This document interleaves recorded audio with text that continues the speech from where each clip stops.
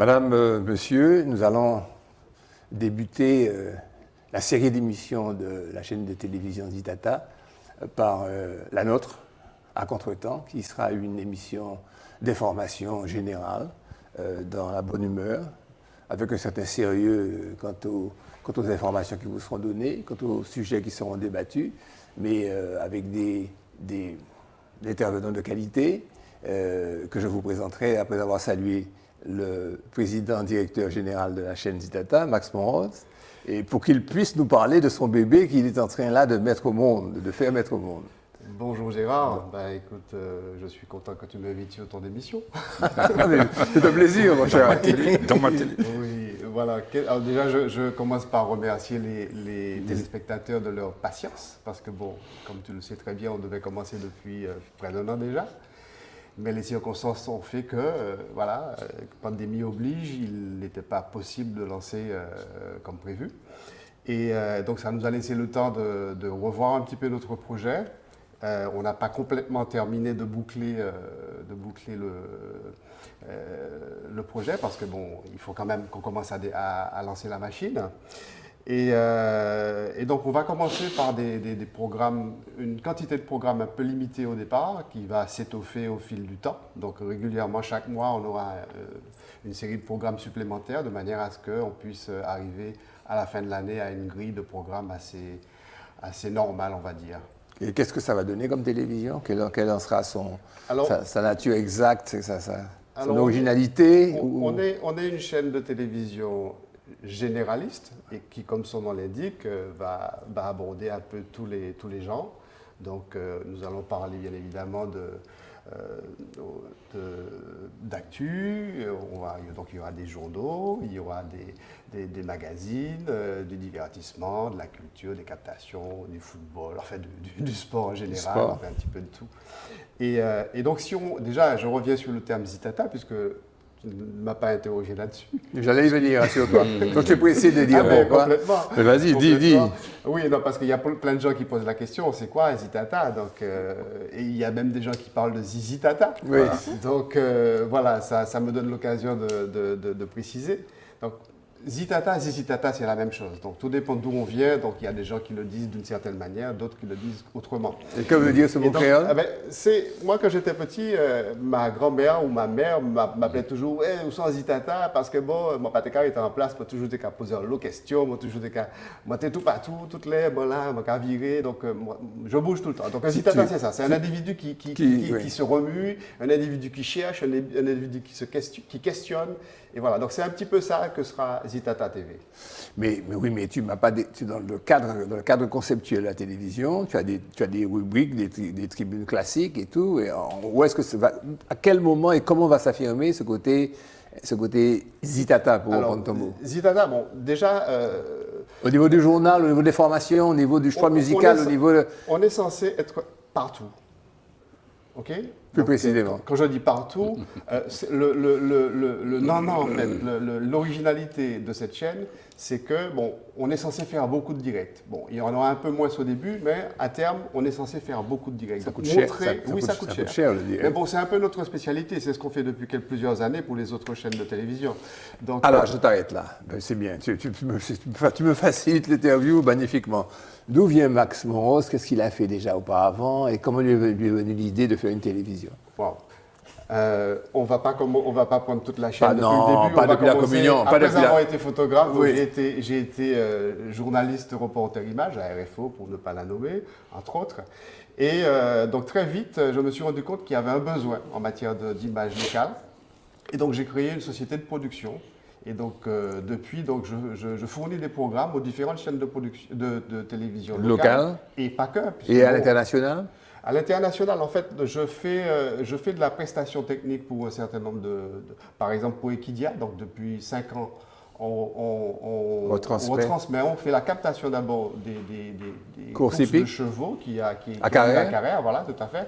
Et donc nous, on s'assure aussi de la retransmission en direct. Donc c'est nos moyens techniques qui permettent ça. Ça veut dire que ces courses à carrière intéresse l'international? Absolument, absolument. Mais Surprenant. quand vous regardez, si vous n'êtes pas spécialiste d'équitation ou de course hippique, peut-être pas, mais il y a des chaînes où Oui, il y a des courses de je chevaux du monde entier. Sur la chaîne équidienne, il y a des courses de chevaux du monde en permanence. Et, Il y a des gens qui sont scotchés dessus. nos courses figurent en bonne les place. intéressent et ils sont très contents en fait parce que souvent, vous imaginez en plein hiver, bon, il y a des retransmissions de courses au Canada où on voit rien du tout sur l'image, c'est tout blanc. Et puis brusquement quand on passe à la Martinique, c'est le soleil éclatant, donc c'est un ballon d'oxygène pour beaucoup. Et naturellement, superbement bien filmé Ah ben, par...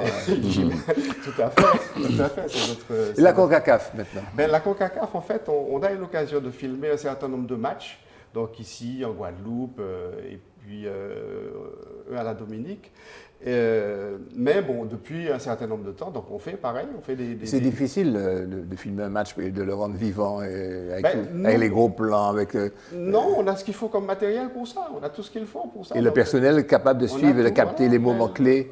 Il faut pas croire que c'est pas parce qu'on est dans un petit pays qu'on est tout petit au niveau à la fois technique et au niveau du personnel qui a derrière tout ce matériel. Ça veut dire que la télévision Zitata, auquel maintenant nous participons, mes amis, que je vais présenter tout à l'heure, soyez patients, les téléspectateurs, aura donc cette dimension internationale aussi. Absolument. L'idée, c'est justement de casser un petit peu cette habitude qui veut que on récupère des programmes d'ailleurs Pour les consommer diffuser ici. Alors, nous, on veut faire l'inverse. On veut faire des programmes ici pour les envoyer ailleurs. Très bien. Et en passant, on les montre aux Martiniquais. Voilà, on fait participer les Martiniquais. D'ailleurs, justement, tous les Martiniquais ont leur place à Zitata. Ce qui veut dire, oui, mais on va y venir. Ce qui veut dire donc que tu as un savoir-faire de commercialisation de tes produits à l'international. Tout à fait. En fait, commercialisation, je n'ai pas vraiment à commercialiser mes produits. Généralement, il y a des appels d'offres qui sont passés. Et souvent, pour des captations de cette envergure, je n'ai pas eu beaucoup de concurrents, en fait. Donc, ça a été assez facile de remporter ce type de marché. Donc, il y a énormément de sociétés de production localement qui font de l'excellent travail. D'ailleurs, ce sont nos partenaires à Zitata TV, puisqu'ils vont nous fournir des programmes aussi. Donc, qui font un excellent travail. Mais pour faire de la captation avec justement du gros matériel et pour faire des captations de ce niveau-là, en direct surtout, il n'y a pas grand monde en mesure de le réaliser. On aura l'occasion de reparler de Zitata. Avant que tu t'en ailles, tu me permets de présenter mes collaborateurs. Avec plaisir. Souvent, Que je remercie au passage de collaborer à cette émission à contre-temps pour Zitata. Nadia Selkal, qui est chargée de la rubrique cinéma, culture à Antilla et à Zitata. Tranquille. Merci. Christian Boutan, délégué SACEM à la retraite, qui sera chargé pour nous ici de parler de tas de choses, de musique, de créativité musicale, d'organisation musicale, d'économie de la musique. Christian, tu peux parler? Ah ben déjà, saluer bien évidemment Max, cette générosité qu'il a toujours exprimée. Et je sais que Max, on se connaît depuis longtemps, je sais qu'il a beaucoup d'images, je sais qu'il a beaucoup de choses. Je suis très heureux de cette nouvelle télévision et je pense que les téléspectateurs vont partager aussi cette satisfaction. Et puis saluer cette émission à contre-temps à laquelle j'ai l'honneur de participer avec Nadia Selkal. Tous ces paroles bien balancées, mon cher Max. Nous souhaitons longue vie et beaucoup d'émissions de qualité au service de la communauté martiniquaise. Merci, monsieur. C'est moi qui te remercie, Gérard. Et puis merci on va passer, à Nadia et à Christian. on va se laisser des choses intéressantes qu'on disait avec toi pour parler du triste vaccin, du triste Covid. Voilà. De notre réalité. De notre réalité.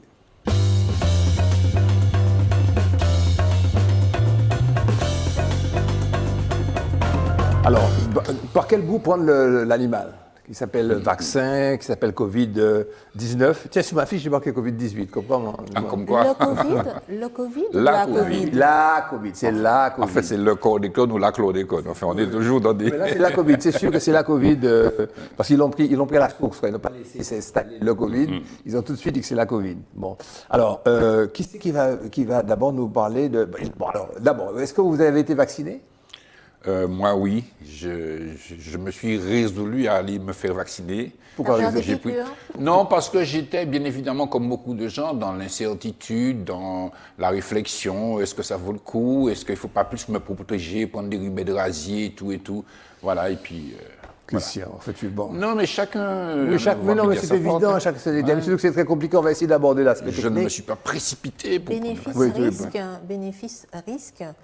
Aujourd'hui, je n'ai pas besoin de me faire vacciner, mais pour des questions de confort, pour des déplacements et le reste, je vais me faire vacciner. Et bonne nouvelle, sans comorbidité et les limites d'âge vont sauter, me semble-t-il, à la fin du mois de juin. Donc la vaccination sera accessible et ouverte à tous. Ce qui en soi est une bonne nouvelle. Et quand même, pour rappel, même si ce n'est pas très réjouissant, c'est vrai que se faire vacciner, c'est une chose, mais le respect des gestes barrières, ça reste quand même idéal pour même si on est vacciné, pour freiner la propagation de l'épidémie, puisque ça reste un virus. Un virus a besoin d'un hôte pour se... Bon, mais qui veut s'y coller? Tu veux expliquer comment ça fonctionne, le vaccin ARN messager? Ah oui, comme j'ai fait un tas d'années d'études de médecine. Ou bien je lis. Vas-y, non, tu peux lire, mais pour aller vite, on se souvient qu'on a tous eu des vaccins. Le vaccin fonctionne comment? On te donne un petit virus qui a été rendu inoffensif, de façon que ton corps développe des anticorps, réagissent et puissent éliminer le virus une fois que tu l'as. Aujourd'hui, sur la Covid-19, le D c'est disease, donc maladie, c'est pour ça qu'on dit la Covid. Sur la Covid-19, donc le coronavirus, il y a une nouvelle, alors déjà le virus il est nouveau, mais il y a aussi une nouvelle technologie qui était déjà à l'étude et qui en fait combine de travailler sur l'ADN même du virus. De façon, donc c'est une nouvelle technologie qui permet aussi de donner, enfin pas d'inoculer le virus, mais un virus déformé. En gros, c'est ça l'idée. Mais ceci dit, nouvelle technologie, on sent bien qu'il y a beaucoup d'appréhension par rapport à ça. Alors très concrètement, on prend une séquence génétique, un petit morceau du gène du virus. On lui colle un truc humain. On le met dans la cellule humaine. Voilà. Et ensuite, il est transporté dans le corps. Et le corps, à ce moment-là, il apprend à réagir. C'est toujours le même principe de développer la réponse immunitaire. Oui, de ce que j'ai compris. De tous les vaccins. Voilà. Mais seulement là, avec quand même une intervention au niveau du code génétique, c'est ça qui dérange les gens. Ils se disent que oui, mais on met le gène, on le met à vie. Et puis, on touche à l'ADN. Oui, nous qu'à transformer comme nous en quoi? Et c'est ce qui fait peur. En Covid, on a des Covid porteurs. Bon, c'est ça qui fait un peu peur. Et c'est assez compliqué parce que les explications ne sont pas claires. Il y a une terminologie à retenir. On parle de vaccins ARN. On doit balancer tout ça dans des missions techniques sans qu'il y ait quelqu'un qui vienne le dire très simplement. Même des intellectuels sont un peu perdus. Ils se contentent de dire « Ah ouais, mais c'est un vaccin à ARN messager. Quand tu pousses plus loin les connaissances, tu grattes. On n'aura pas plus compris. Mais tout ce qu'on sait, c'est qu'on parle de gènes et de code génétique et qu'on sait que le code génétique, c'est l'essence même de l'homme. Bon, alors qu'il s'agit de prendre le code génétique du virus, de le mettre dans la cellule humaine, et non pas le contraire. Enfin, bon, bref, on a l'impression qu'on va être imbibé du gène qu'on va être génétiquement modifié, quoi, comme le blé génétiquement modifié, comme ça. Comme le maïs, on est des OGM. Ceci étant dit, en aparté, Christian nous expliquait comment, je te laisse dire, comment l'anecdote que tu me disais avant qu'on ait commencé, de Charlie, que tu as eu au téléphone. Ah oui, en fait, c'est un ami qui a été longuement policier à l'aéroport, notamment en métropole et pas ailleurs aussi. Et il me disait, vaccin, nous, pour dans le travail, nous, tout pas de prendre vaccin, il faut t'immuniser contre ça. Alors c'est vrai aussi, moi j'ai des souvenirs de ma jeunesse, on prenait un vaccin dans le dos, ça s'appelait le DTTAB. Oui, on prenait trois en même temps. Voilà, et en fait, quand on avait le bras qui devenait gros comme ça. Il était établi que le vaccin était pour notre sécurité. Et comme tu dis, Gérard, même si le lendemain, on avait le bras qui devenait gros, on ne remettait pas en question le vaccin. On allait jouer au football. Voilà, mais aujourd'hui, la diversité des médias fait effectivement que la parole se libère. Et tout se dit, tout est son contraire. Ouais.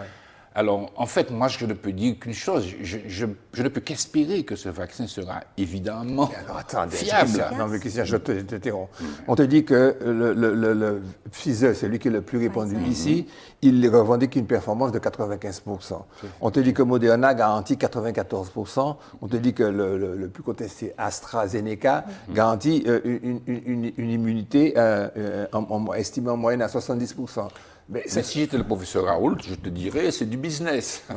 Non, j'exagère un peu. Oui, à Non, la ce que je veux limite. dire, si vous voulez, il y a forcément des observations quand on connaît la puissance des labos pharmaceutiques, quand on connaît la commercialisation du médicament dans le monde. Mais en tout cas, mais sur ça, Christian, réfléchissons, on est dans un monde capitaliste, à majorité C'est ça, capitaliste. c'est ça. Comment on peut avancer la recherche s'il n'y a pas un intérêt quelconque pour que des gens, Big Pharma, aient envie? Alors c'est sûr qu'en plus, les États ont versé des sommes folles, c'est que les États-Unis ont versé des milliards de dollars dans la recherche. Et puis surtout que finalement, les éléments étaient déjà là. Simplement qu'on a accéléré les processus. Au lieu d'attendre, on a franchi les différentes étapes qu'il y a de mise en circulation de vaccins en s'affranchissant des longs délais qu'il y a lorsque c'est pas trop grave. Parce qu'on lorsqu'on met un médicament sur le marché, on veut vraiment être totalement certain. Là, le risque était, on a pesé le pour et le contre, le risque santé, le risque disparition. Bénéfice, voilà, risque. Alors, il y a un gars de la France Insoumise, je dis ça sans bien évidemment, qui faisait une réflexion. Il disait que s'il y avait plus d'humanité dans le monde, l'ensemble des États auraient pu se réunir pour pouvoir faire face. C'est un rêve. Le papa dit la même chose. C'est un rêve. Mais aujourd'hui, il y a une compétition économique. Non, mais Christian a raison. Ouais. Christian a raison. Retiens, comme dirait Mano, tu connais pas jour. Tu as raison, il y a un ensemble d'anciens présidents qui ont écrit, qui s'écrivent entre eux, qui ont fait une pétition et la pétition pour demander que le vaccin soit mis sur le marché, effectivement, que les produits puissent être en licence libre, qu'ils puissent être fabriqués. Voilà, mais quel est ça. l'intérêt à ce moment-là de pousser la recherche et d'aller beaucoup plus loin s'il n'y a pas cet L'intérêt, c'est un intérêt humain. Si ce ne serait pas simplement. Alors, on rêve, bien sûr, mais ce ne serait pas un terrain. On rêve parce que ça devrait être comme ça. Ça devrait être comme ça. Ça devrait être comme ça. ça. Non, je dis on rêve par rapport au monde d'aujourd'hui. Oui, voilà. Chacun aujourd'hui se dispute. Ah, Taouis là pas bon, Sputnik pas bon, c'est Moderna qui bon, AstraZeneca qui a échoué. Enfin, on est parti dans une espèce de brouhaha, Oui. alors que l'humanité est confrontée à un problème fondamental, essentiel de sa survie. Ouais. Et c'est ça qui est un peu dramatique. Et je trouve que c'est ça qui Nadia. est terrible avec cette pandémie qui dure maintenant depuis plus d'1 an. C'est bien que tout est nouveau et tout le monde parle en même temps. Ce qui fait qu'on ne s'en sort pas On et on s'entend ne s'y plus. retrouve pas. Aussi bien on parle de bénéfice-risque, donc ça veut dire qu'il y a la partie risque, mais la partie risque, elle parle aussi fort que la partie bénéfice. Ce qui fait qu'on n'entend pas la partie bénéfice. Absolument. Donc c'est vrai que c'est une cacophonie. Au milieu de tout ça, il y a l'humain. Et puis un risque des morts, mais Voilà, vraiment. exactement. Comme pour tous les vaccins. Oui. Tous les vaccins ont une part de risque. On a Absolument, de absolument. thrombose, tous les vaccins ont une part réduite. Il nous reste quelques minutes sur ce sujet. Essayons de parler un petit peu sur le plan local. Hein. Et en même temps de préciser des concepts, des notions qu'on balance à la tête des Martiniquais. Je vais dire deux choses sur le plan Tu local. peux dire plus de choses. Un des épidémiologistes en chef est passé en télévision hier soir et il disait que nous sommes 380 000, il y a plus de 380 000 doses ici en Martinique. Disponible. Voilà. Alors, je me fais Quelle une illusion, chance, hein. mais voilà, on a une chance, c'est-à-dire qu'en quelque part, si tout le monde est vacciné, on va pas dire tout le monde vacciné, mais si tout le monde est vacciné, nous bon. Et puis en même temps, il faut contrôler les migrations. Bon. Et puis deuxième réflexion, c'est la pharmacopée locale. Moi, je crois qu'il y a des travaux qui sont extrêmement intéressants. Alors, les Guadeloupéens l'ont montré. Alors, même si on n'a pas validé, voilà. Mais en tout cas, il y a un certain nombre de produits de la pharmacopée locale qui favorisent la défense immunitaire. Et à mon avis, c'est l'occasion de pouvoir approfondir les recherches de Nossin, de François Augrin, tous ces gens-là. C'est très important. Ce que Christian Boutan vous a dit, mesdames et messieurs, c'est qu'on n'a pas de médicaments dans la pharmacopée locale pour guérir le Covid, mais pour favoriser Ça, les défenses immunitaires. Parce qu'on sait que deux personnes, il n'y a pas d'égalité face au virus, quel que soit le virus. Il n'y a pas d'égalité, il n'y a pas de sexe qui se défendent plus. Il y a simplement quelque chose d'intime et de personnel dans la physiologie qui fait qu'un virus peut être... Encore au combat. Voilà. Plus nocif sur l'un que l'autre. Et on ne sait pas encore pourquoi. Donc, en tous les cas, ce que l'on sait, c'est que celui qui se défend le mieux, c'est celui qui a des immunités les plus fortes. Alors, sur le plan local, tu avais une deuxième chose à dire sur le plan local. Non, c'était les Alors, cette dernière semaine, nous dit l'Agence régionale de la santé, il y a une tendance à la diminution. Le nombre total de cas depuis le début de l'épidémie en Martinique bon, on le dit quand même, pour commencer, c'est de 11 204 cas. 11 000, c'est quand même beaucoup sur 300 000. Donc, ça veut dire que c'est un truc sérieux même pour nous. Le nombre de nouveaux patients positifs testés en Martinique est de 642 pour la semaine. L'autre semaine, la semaine passée. Le nombre de tests réalisés cette même semaine est quand même de 16 000 tests. Non, et de 7 691 tests la semaine 16. Le taux de positivité, je vais expliquer ce que c'est que le taux de positivité, quel mot, est de 8,4%. Il est en diminution. Et en vous donnant l'explication que le taux de positivité est le taux qui mesure le pourcentage de cas positifs par rapport au nombre de tests. On fait un nombre de tests et un nombre de cas positifs. Comme ça, on sait que c'est ça le taux de positivité. À opposer au taux d'incidence qui est pour nous, sur 100 000 personnes, de 179 nouveaux cas. Et précision donnée qu'en épidémiologie, l'incidence d'une maladie est le nombre de nouveaux malades sur une période donnée. Le taux d'incidence est calculé en rapportant ce nombre de nouveaux malades à la taille de la population cible, c'est-à-dire la population pour nous, c'est 100 000 habitants. Donc chaque semaine, on a 100 000 habitants, taux d'incidence. Ensuite, nombre de tests faits, positivité en pourcentage. En suivant ces deux éléments-là, on peut voir où on en est. Et pour le moment, on a une diminution. C'est dire que ce n'est pas des lubies de l'Agence régionale de la santé, ce n'est pas la revanche prise par le préfet sur le carnaval. Donc on pourrait comprendre cet humain parce qu'il t'en est sur des bonnes carnaval d'art. C'est que ce sont des réalités épidémiologiques. C'est vraiment la protection de la santé des Martiniquais, puisque le nombre de patients en cours d'hospitalisation est de 123, un petit chiffre. En réanimation, 33 personnes. Je pense que le service de réanimation, il est presque rempli. Et en tout, 75 décès signalés par le centre hospitalier, mais seulement 60 pour la Martinique, 9 en provenance de Guadeloupe, 3 en provenance de Guyane, 3 de l'étranger. Et il y a, pour l'instant, 8 clusters. Qui veut expliquer ce que c'est? Nadia, le cluster. Explique ce que c'est. Le cluster, c'est un foyer. On utilise le terme cluster... je ne sais pas pourquoi, mais en tout cas, c'est un foyer, c'est-à-dire, et ça a commencé comme ça, un rassemblement de personnes où la maladie se transmet, et c'est ce groupe qui, finalement, favorise ou est à l'origine de la contagion ailleurs. Donc, il y a un tas de petits foyers un peu partout. Et donc là, tu disais qu'il y avait des foyers. On les repère et on prend des mesures autour. Mais l'idée, c'est bien ça, parce que dans toutes les appréhensions des personnes, il y a aussi on est passé par, on va dire, disons-le, un peu un flicage de savoir qui et où on peut s'interroger sur les libertés individuelles des personnes. Est-ce qu'on est obligé de savoir que, Gérard, tu étais à tel endroit?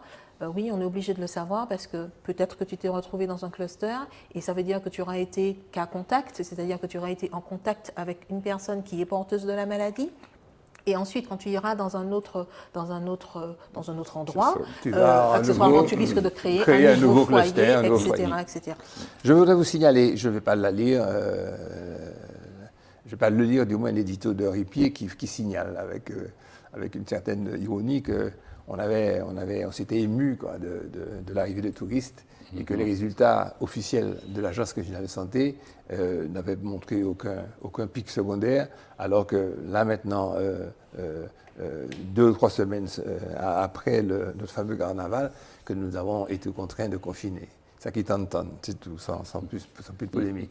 Alors, est-ce que le carnaval a été privilégié par rapport aux quelques cas? Ça, c'est encore un autre débat que nous allons reprendre l'année prochaine, où nous allons affronter le variant indien. On est plein variant près. Il y a le brésilien, l'indien. Voilà. Il y en a 5 maintenant, je crois. C'est assez terrible. Bon, on s'est fait assez souffrir, on s'est assez malmené avec le Covid, les piqûres et tout ça. Et si vous voulez, on va quand même parler d'une chose un peu polémique dans la foulée de tout ça. Toujours dans le cadre des éléments de société, c'est un texte que j'ai trouvé sur le net qui s'appelle Les nouveaux colons aux Antilles.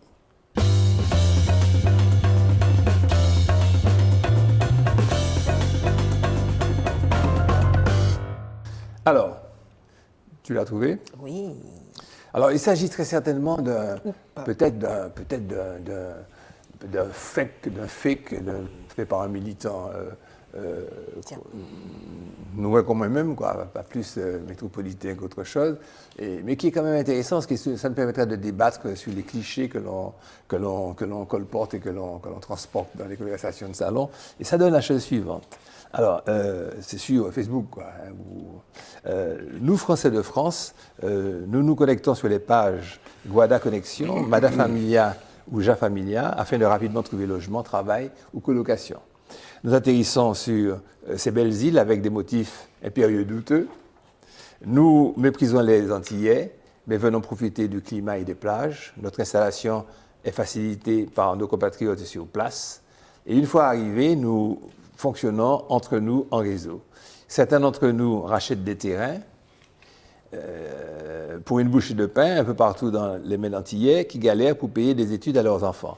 Nous y construisons des maisons et des bungalows en profitant des fonds européens afin de vivre du tourisme. Mais ça continue, mais la lecture risque d'être fastidieuse. Comme ça, à chaud, qu'est-ce que vous pensez de cette façon d'aborder le problème? D'abord sur les réseaux sociaux, avec des mots aussi provocateurs. Tiens, redonnons la parole à Christian d'abord. Christian. Pourquoi moi? Non, c'est des sujets qui sont extrêmement complexes. Vous savez, un jour, j'ai lu qu'au sud de l'Australie, il y a des îles qui s'appellent les îles Cook. Thomas Cook. Et dans les îles Cook, Thomas Cook, dans les îles Cook, qui dépendent de l'Australie, il y a un dispositif réglementaire législatif qui dit que les habitants n'ont pas le droit de vendre des terres aux étrangers. Il dit aussi, il est précisé aussi que aux îles Cook, tu apprends toute ton histoire avant d'aller comprendre le monde, etc., etc. Donc, si vous voulez, nous sommes des îles. Nous sommes donc fragilisés par une situation géographique, de territoire limité. Mais nous sommes français. Enfin, mais nous sommes français, je dis mais. Et nous sommes français. Il n'est pas impossible que, tant du côté de la France, puisqu'on le voit, que chez nous, il y ait des déséquilibres parfois, qui fragilisent la cohérence d'une population. Et même si on est tolérant, même si on est équitable, vous savez, je suis allé à Malte un jour. Malte. À Malte, ils sont très carrés vis-à-vis des ressortissants étrangers. Alors, il y en a quand même pas mal d'Africains qui arrivent. Mais ils ont une politique.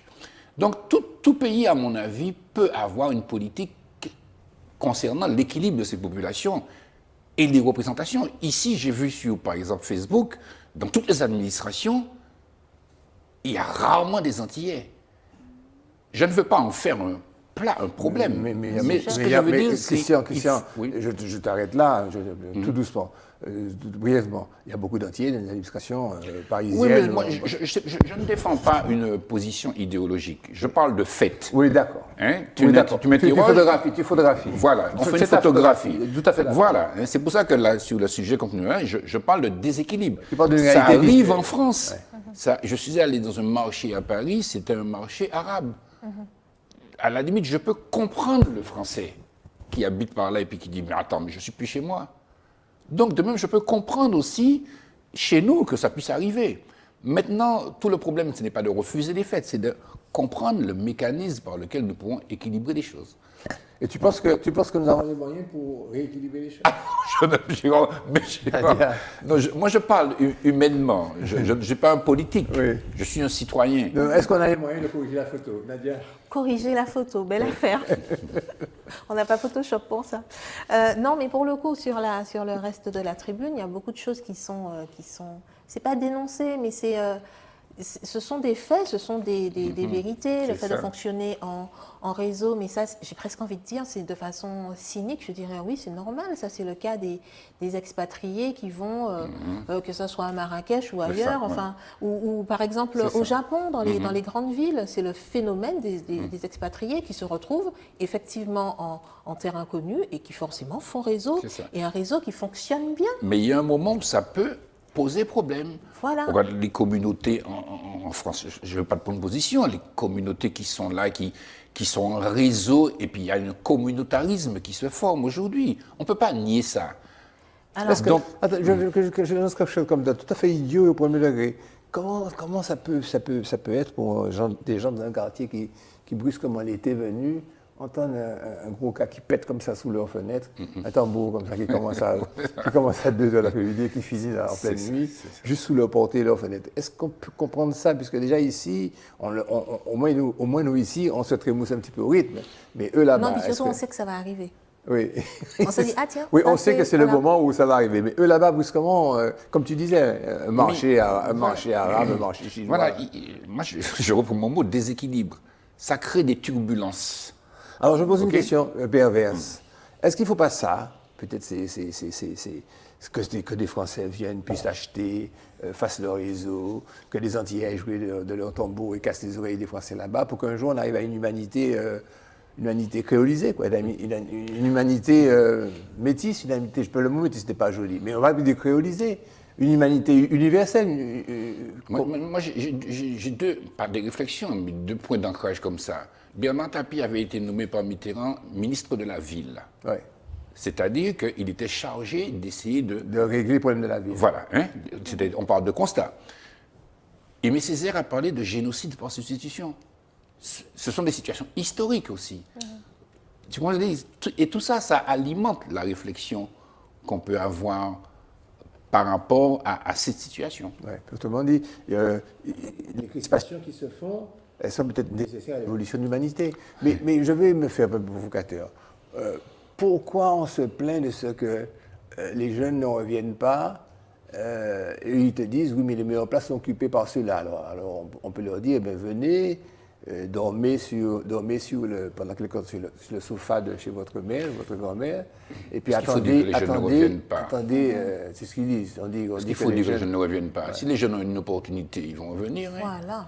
Alors pourquoi ils ne se la créent pas? Oui, mais parce que le pays ne fonctionne pas non plus, peut-être.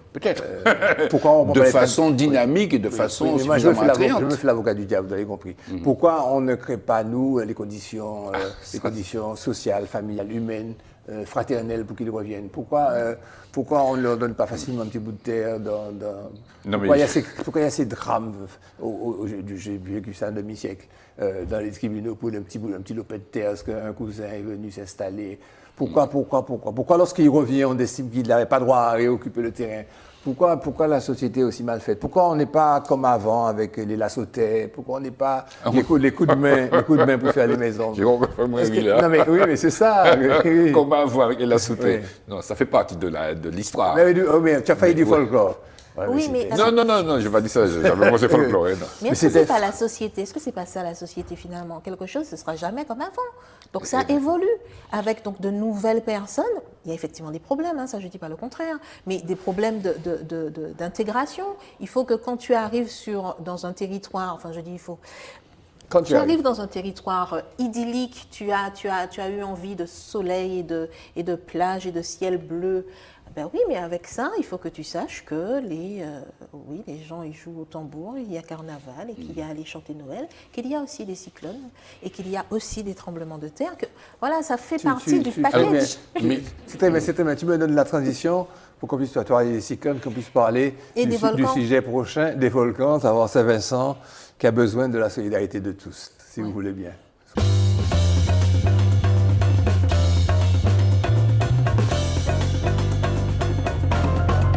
Saint-Vincent a besoin de la solidarité de vous tous.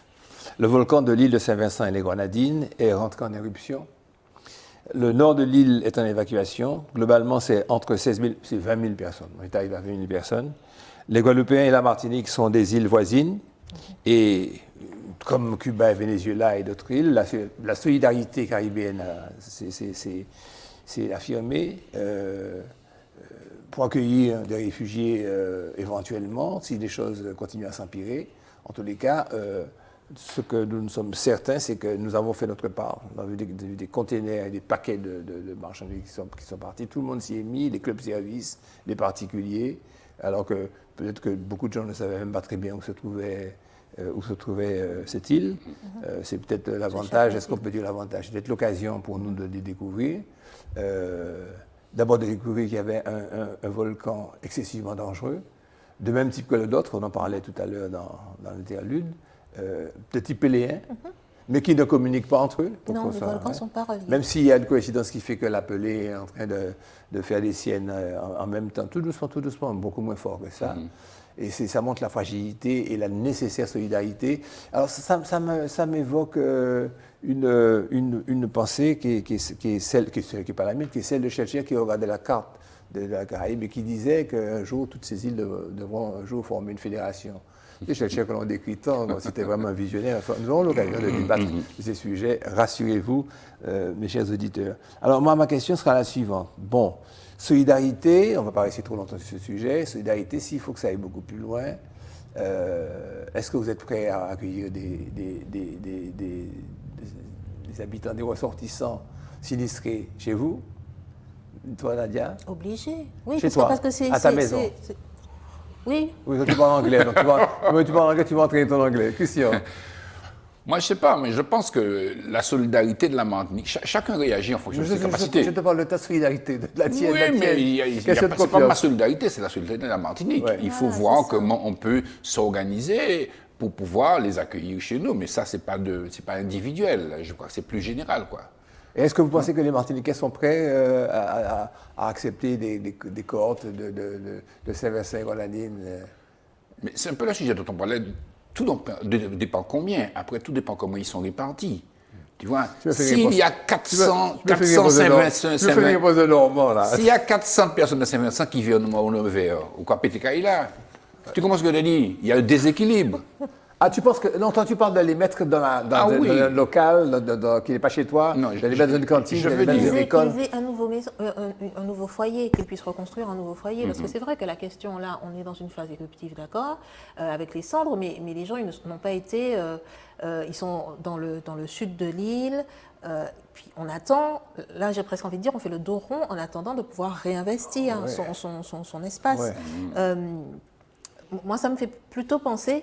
1902, la fameuse éruption de la montagne Pelée, je me suis retrouvée en Guyane dans un quartier qui a été Voilà. Complètement où il y a que des composé des Martiniquais. C'est ça. Et ce sont ceux de 1902 qui n'avaient plus de... Tu rejoins un petit peu Christian en disant que oui, la Guyane était grand. Oui, et c'est ça. il compte toujours. Ouais, Oui, elle est toujours grande. Et indépendamment de ça, la Guyane est aussi marquée par cette espèce d'un petit clivage d'ailleurs. Hein. Donc c'est Malgré tout. Malgré ces Malgré ces possibilités spatiales immenses, il y a quand même cette petite tirage entre les Martiniquais. Une petite réflexion que je fais aussi, mais enfin c'est assez prudent. Effectivement, soit on accueille des gens de Saint-Vincent pendant 2, 3, 4, 5 mois, 1 an, ou peut-être qu'il y a des gens de Saint-Vincent qui vont venir, je veux rester en Martinique. Il faut qu'on ait la capacité. Nous qui avons un problème de natalité et de politique, n'est-ce pas, d'attractivité, why not? Ton collègue du CSM, si ce n'est pas ton ex-président, a fait figurer sur les réseaux sociaux un texte à propos des Haïtiens qui avait été fustigé. Tu n'as pas vu ça? Non, je n'ai pas. Ismaël Serraline il s'est fait éditer. Ah oui, il intervient beaucoup, effectivement, sur les Haïtiens qui se sont par fait... une maison haïtienne. Par une maison haïtienne, absolument. Oui, il y a ce sujet-là aussi. Oui, mais lui, il a lancé vraiment un coup de gueule, un appel pour dire que, parce qu'ils avaient été tagués, il y avait eu des injures raciales, des injures racistes à l'égard des Déjà, Haïtiens. vous savez, il m'a eu des précurseurs, parce qu'il fait aussi la semaine de la jeunesse caribéenne. Donc, si vous voulez, il exprime déjà sa disponibilité à cette fusion, si je puis dire, de cette population caribéenne. Ça veut dire que est-ce que nous sommes prêts, nous, à recevoir le Caribéen? Voilà ma question. Il faut, à mon sens. Non, je ne pas dire il faut, mais est-ce que nous sommes prêts? Toi qui vis là, tu vis avec les musiciens, tu l'écoutes, tu vois les textes des chansons, toi qui vis dans le monde, par ailleurs, dans le monde du travail, dans le monde social, est-ce que nous sommes prêts à nous ouvrir à l'autre? J'ai envie de dire, si on se pose la question, la réponse est non. Mais dans les faits, tu sais, quand tu n'as pas le choix, dans la réalité, tu peux pas ne pas aider quelqu'un qui est dans le besoin. Et là, en plus, on voit une situation qui pourrait, c'est pas de la fiction, c'est pas de l'utopie, ça pourrait nous arriver. Ils ont un volcan comme nous, on a un volcan, comme il y a celui de Montserrat, il y a la Soufrière de Guadeloupe. Donc on est dans des îles qui sont volcaniques avec des volcans actifs. Ça n'existe pas de volcan éteint finalement. Ouais. On est dans des îles, à fort risque sismique puisqu'on est sur deux plaques qui se rencontrent, la plaque Caraïbe et la plaque Atlantique, donc dans une zone de subduction. On est dans des îles cycloniques. Donc on est vraiment, quand on parle de catastrophes naturelles et quand on parle d'environnement, eh ben on a de vrais sujets. Et pas chaque île individuellement, toutes les îles, on est fondamentalement concernés. Je réponds à ta question. Oui. Enfin, j'essaie en tout Tu as cas. réfléchi, Est-ce tu as que, nous bien sommes prêts, réfléchi, est-ce oui. que nous sommes prêts à accueillir des Caribéens? À l'autre. Voilà, Déjà, regardons Fort-de-France. Ouais. Regardons Terre-Saint-Ville. Terre Saint-Ville, OK. Il n'y a que des Caribéens là. Alors maintenant, est-ce que nous sommes prêts? Je ne sais pas si nous sommes prêts, mais nous devons nous préparer. Ouais. Parce que, si vous voulez, nous ne sommes pas maîtres de l'exode. Ouais. Et nous sommes un pays ouvert. Il y a 15 ans, il n'y avait pas autant ni de Dominicains, ni de Saint-Luciens à Terre-Saint-Ville, ni d'Haïtiens. Mais- Donc, Ce qui veut dire, Christian, qu'il faut se poser la question, est-ce que la population martiniquaise est la même qu'il y a 20 ans? Et est-ce que c'est un bien ou est-ce que c'est un mal? bonne question. Est-ce que c'est un bien ou est-ce que c'est un mal? Et comment ce sera dans 50 ans? Et comment ça sera dans 50 ans? Alors moi, je vais vous donner une anecdote. Monseigneur Marie-Sainte, qui dans un enseignement, expliquait qu'il faut accepter. Il faut accepter l'autre, il faut accepter l'étranger, il faut accepter qu'un sujet martiniquais soit composé. Et puis, une principale du lycée de la Pointe-des-Nègres, à qui je disais, oui, mais vous comprenez, il faut que vous engagiez absolument le fils de ma servante haïtienne, parce que il est haïtien, et vous avez, vous, une classe pour étrangers, et il faut absolument l'admettre. Elle m'a dit, où est-ce qu'il habite? Il habite près du bord du canal. Elle m'a dit, mais mettez-le au lycée Schellcher, c'est très bien. Je lui ai dit, mais il faut qu'il soit, il y a des classes d'intégration. Elle m'a dit, mais c'est pas la peine, il va être le premier de sa classe. Et que les petits haïtiens, maintenant, sont les premiers de leur classe, les enfants.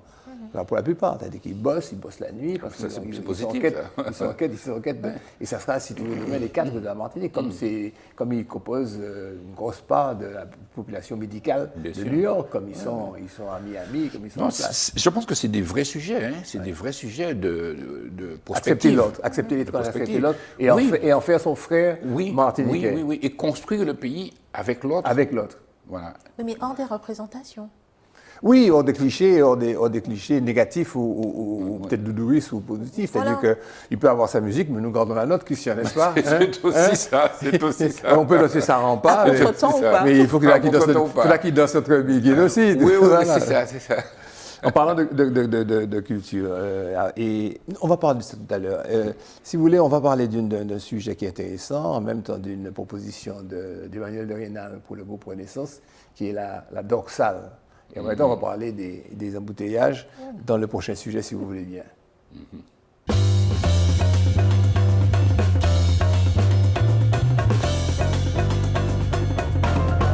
Alors voilà ce que dit Emmanuel de Rhénal. Il dit, écoutez, la situation telle qu'elle est, elle est pathogène.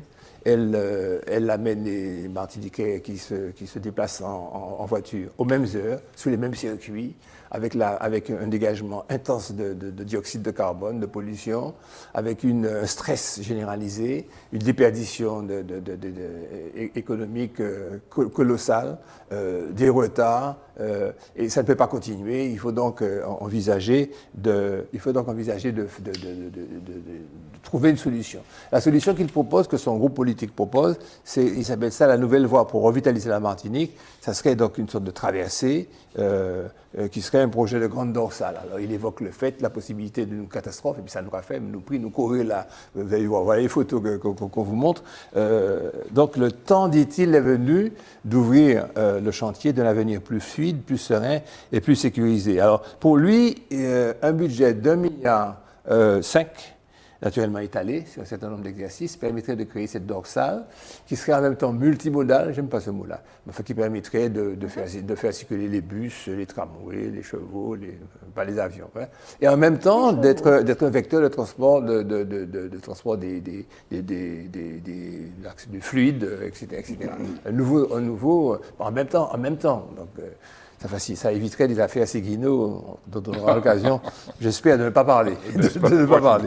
Alors, à ce sujet, donc, 1,5 milliard d'euros, je vous donne un chiffre, c'est que le budget primitif de cette année pour la collectivité est 2 milliards 3, oui.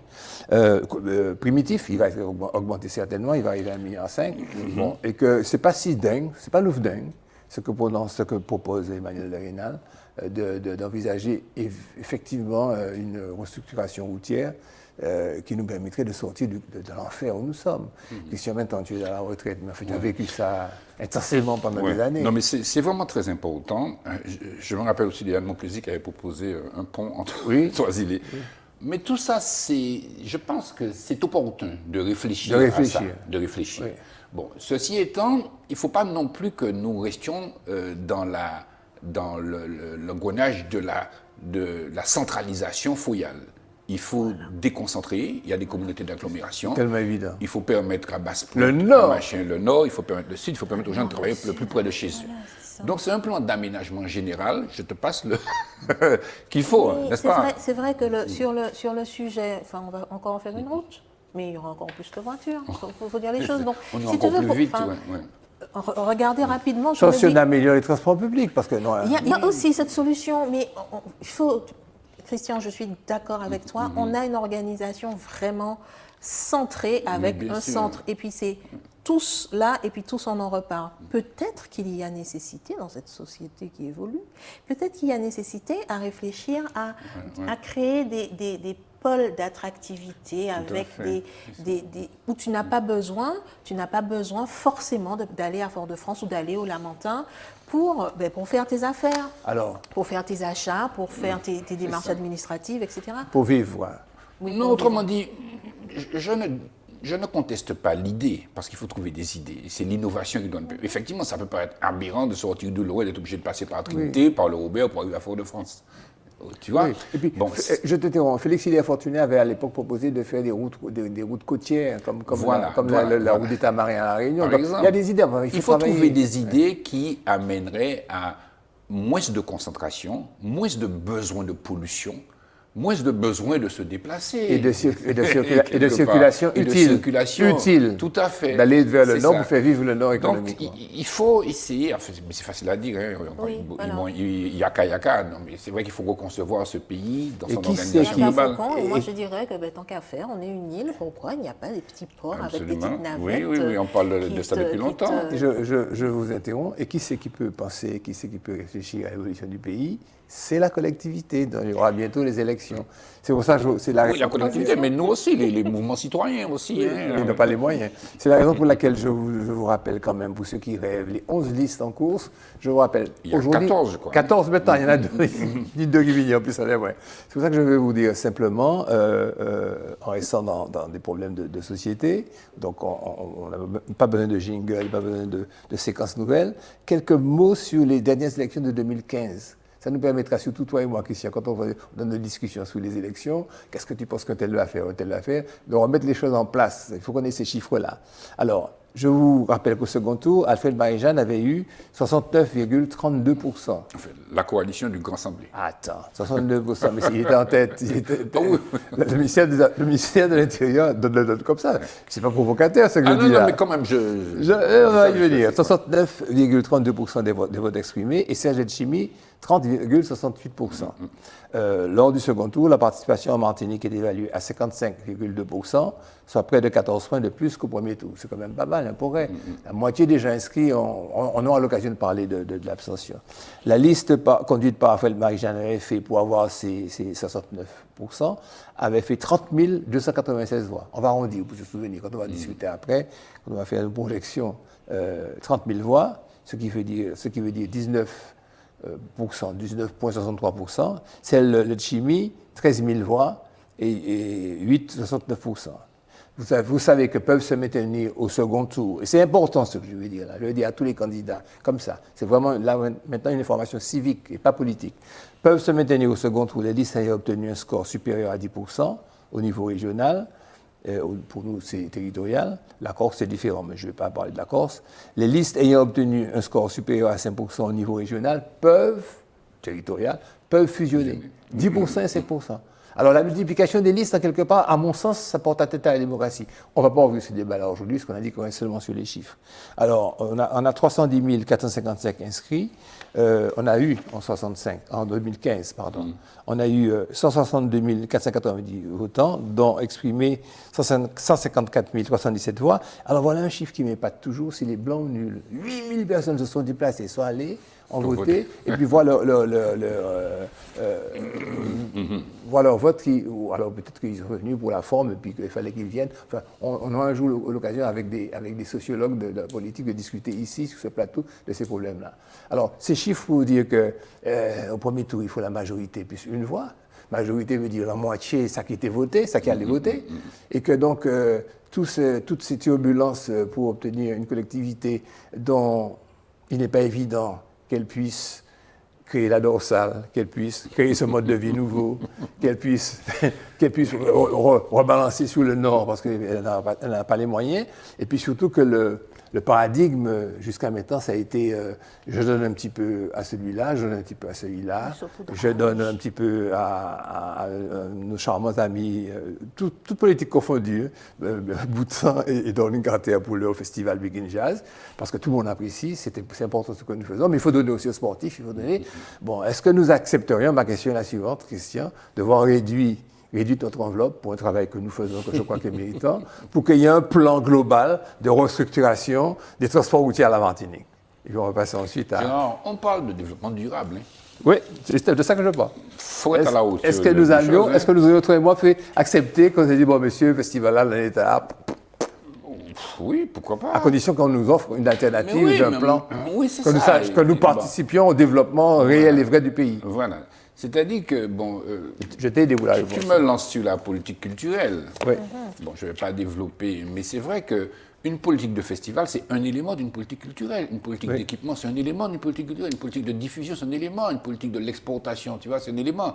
Donc, il faut d'une politique de festival. Écoute, à ce niveau-là, on va passer quand même à la séquence suivante, la séquence culture. Comme quoi. Et je vais te donner la parole après le jingle. Pas de problème. Voilà.